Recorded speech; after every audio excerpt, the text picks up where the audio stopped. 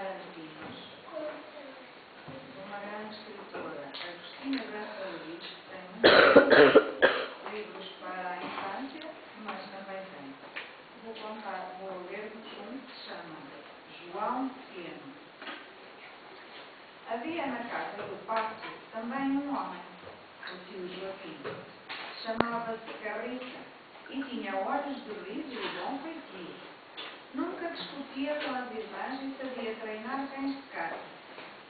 Ele contou uma noite uma história de ladrões. Era a história do João Pequeno, que foi lugar-tenente do José do Telhado. Era um homem vaidoso e de alma vil, e um dia denunciou o seu capitão que, por pouco, não foi preso pela guarda. José do Telhado passou a seguir por toda a parte o João Pequeno, que se tinha afastado dele e espiava uma quadrilha própria. João Pequeno escondia-se e tinha medo. Todos os denunciantes são assim, cobardes e assustados depois de fazerem o mal. O mal, neste caso, era descobrir o bandido, mas esse bandido era o seu amigo e o que o salvaram muitas vezes de morrer varado pelas balas quando andavam na guerra da tatueira. Uma tarde, José do Telhado deu com o João Pequeno no alto da lixa e, pimba, cortou-lhe a língua.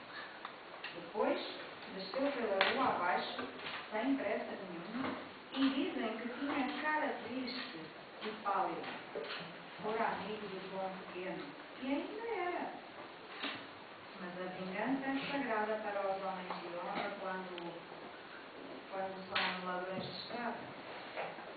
O meu tio Joaquim, que eu me lembro, era um homem valente e corajoso. A paciência é uma forma de coragem e são raros os homens que a têm.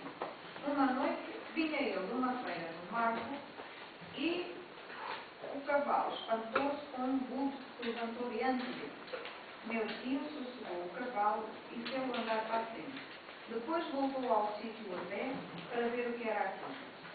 Deu com um ramo solto com o vento que o vento abanava e que o tomava a forma de um homem. Mas vamos lá ao cavalo explicar as coisas por elas. Matava o tio. Era o mais pachorrento dos tios. A mim parecia-me também o mais valente. A valentia nem tem músculos, tem razão.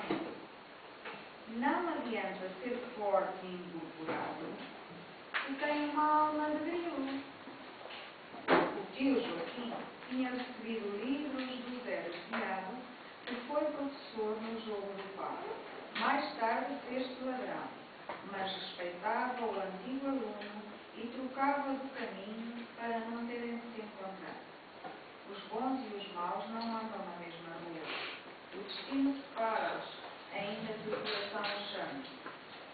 Mas isto são contos de gente grande, ainda que se contem diante de meninos pequenos. Os mais bonitos que eu ouvi eram para a roda dos maiores. E eu lembro-me como o ar cheirava a café e havia sombras nas paredes e não correspondiam às pessoas.